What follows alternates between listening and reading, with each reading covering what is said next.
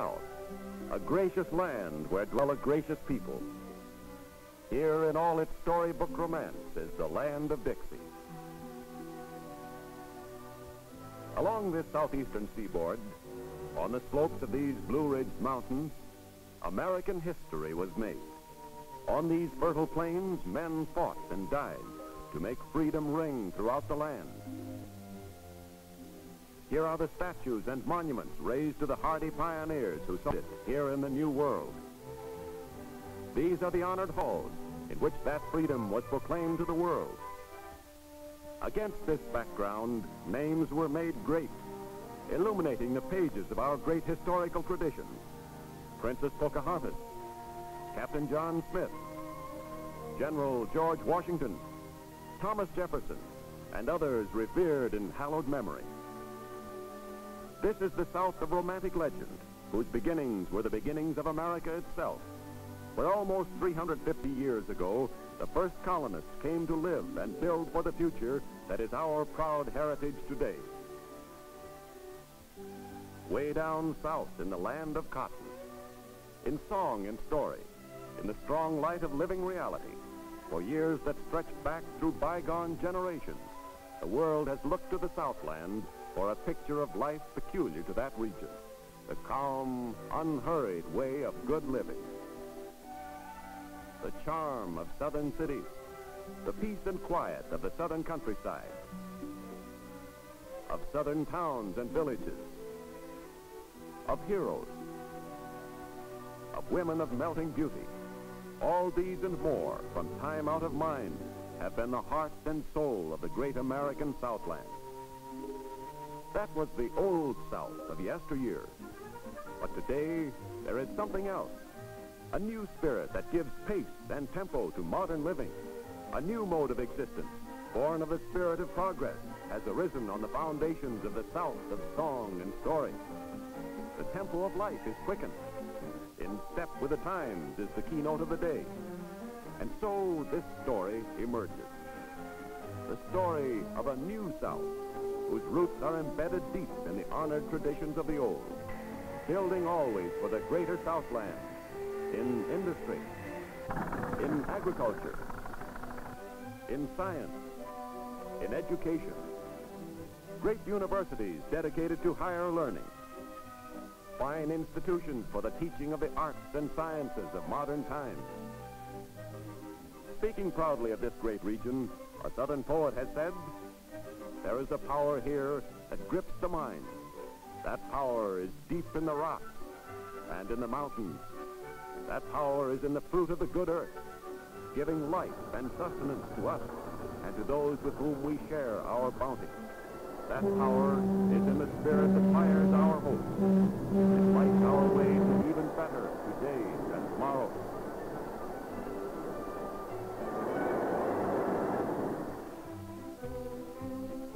The wealth of a nation, or any part of that nation, is measured by its natural resources, its industry, its distribution facilities, its people. This southeast corner of our nation is blessed more than most with the riches of a fertile soil and mild climate, untold wealth in minerals and forests, and a vast network of modern transportation.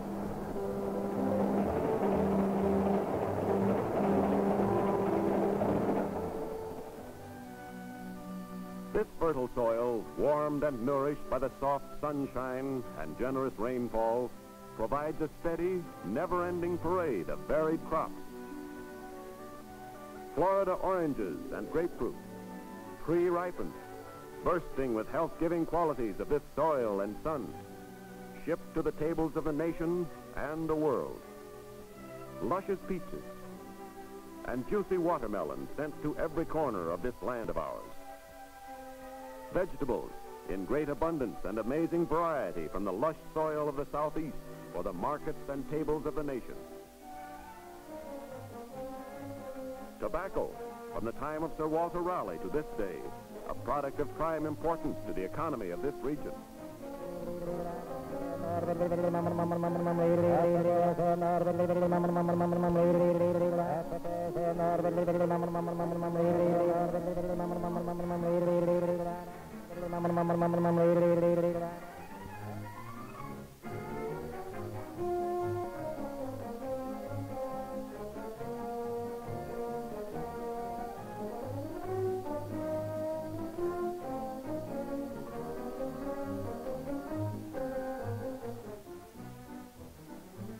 The raising of livestock, dairy cattle for the expanding dairy industry, blooded beef herds for the emerging meatpacking industry,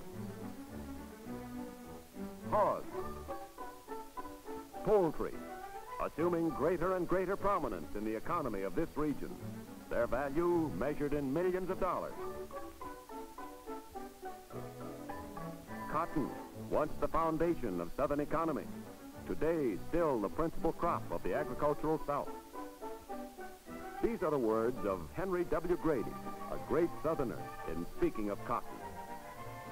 It is the heritage that God gave us when he arched our skies, established our mountains, girt us about with the ocean, tempered the sunshine, and measured the rain, ours and our children's forever. Fused with the widespread agricultural activities of the Southland is the rapid industrial growth of the region, not only in basic heavy industry, but also in other fields that have become a vital factor in the pattern of modern industrial development. Industry must have raw materials, either close at hand or within easy shipping distance. What has the Southeast to offer along these lines?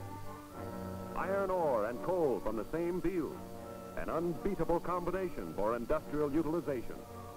Clays, cement, gravel, phosphate rock, granite, limestone, kaolin, marls, all of these are nature's heritage to the Southeast, a great part of which still remains to be revealed and unearthed to the uses of modern industry, building construction, and agriculture.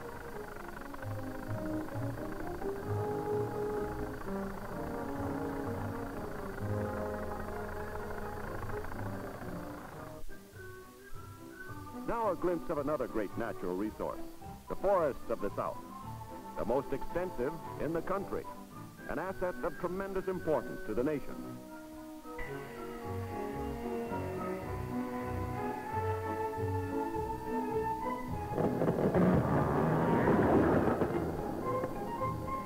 This vast timber supply today furnishes a large part of the nation's lumber and wood pulp needs, supports a great furniture industry, and is the basis of the rapidly expanding pulp and paper industry of the Southeast. The South has made remarkable strides in the development of its wood cellulose industry, and today this region plays a leading role in the production of paper, building boards, insulating materials, rayon, plastics, and other products derived from wood cellulose.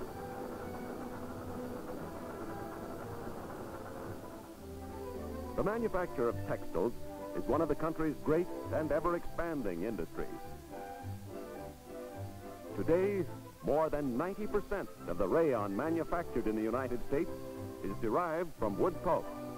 Under the magic wand of the chemist, new frontiers of industrial expansion are being established in the manufacture of rayons, in the widening fields of plastics, in cellophane, lacquers, film, and many other kindred products, all based on wood fiber as the principal raw material.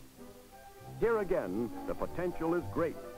The opportunities for building are at hand, ready to be grasped and utilized for the betterment of life today and tomorrow.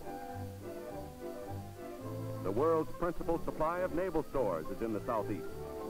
Longleaf and flash pine trees are tapped for the crude gum from which turpentine and various oils are distilled. The spirits of turpentine, distilled from the gum, and the rosin or residue are shipped to world markets for uses ranging from medicinal to the manufacture of rubber and plastics, from the making of paper to the manufacture of textiles. Crucial to the expanding economy of the South as it has been to the historical and industrial development of the country as a whole, is adequate rail transportation.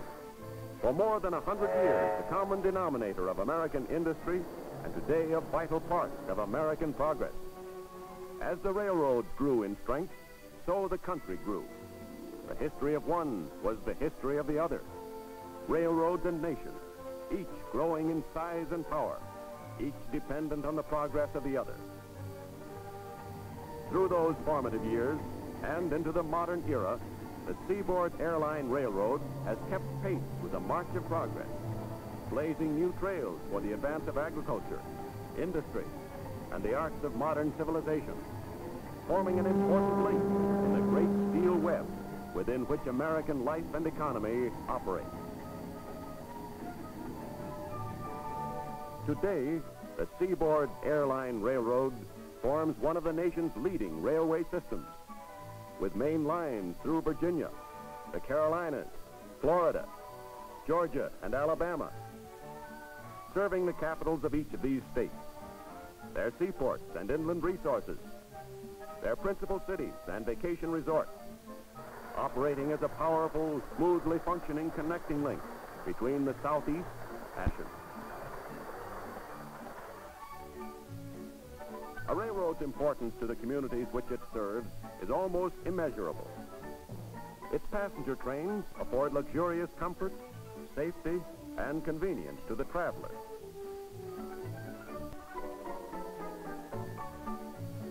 Its freight trains make possible the vast daily flow of raw materials from forest, mine, and farm to manufacturer, and the finished product from manufacturer to widespread consumer markets.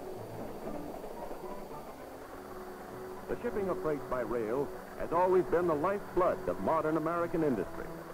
Today, the railroad continues as the very basis of the economic life of the nation.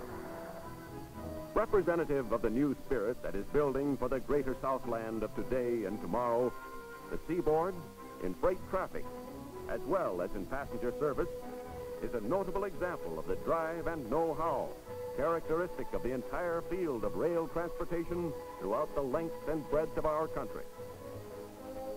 Routing shipments between south, north, and west via fast seaboard freight ensures safe, sure, and swift transit all the way, from point of origin to final destination. It means careful handling of shipments by men especially trained in this important work, in loading, in transit, and in unloading. It means low freight costs and on-time shipping schedules, important in the modern scheme of business. An important part of Seaboard's organization is the agricultural department. This department works in close cooperation with southern farmers and planters toward the goal of increasing agricultural income from greater yields of old crops and the planting of new and diversified crops. Seaboard's industrial department is a powerful force in the industrial progress of the New South, with a noteworthy record of pioneering in the development of new industries and aiding in the expansion of old. New industries, such as the vast and important pulp and paper industry and related enterprises, made aware of the immense potentialities of this region, have been encouraged to share in the resources and to reap the benefits of the expanding economy of the Southland. And when it comes to holiday fun and recreation, all for the taking, and within the easy reach of the rail line serving this area.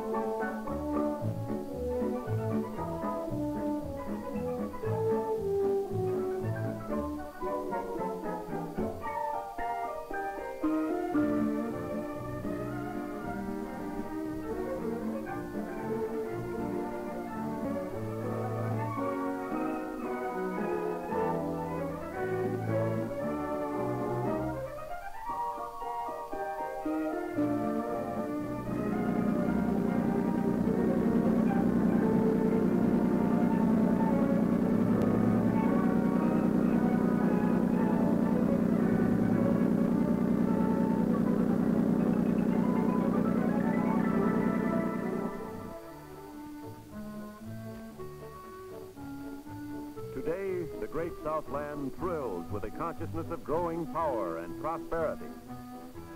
There is a spirit here that grips the mind, a force and a power that has brought new life and vigor to this region. Today, something has been added to the mellow tradition of the Old South. Today, the South is more than moonlights and magnolias. A new spirit of industry and progress symbolizes the Southland of today. But in the secret heart of the true Southerner, there will always live a sense of the land itself, of the things that grow in it, the seasons that sweep it, the rocks and rills and templed hills that give it grace and feature. This, then, is the heart of the Southland today. The factories, the white beaches, the farms and forests, the schools and plantations, the cities, the towns, the villages, the countryside, a region of charm and hearty hospitality. Today and into our many tomorrows, as in the yesteryears of generations gone by, a blessed corner of this land of ours.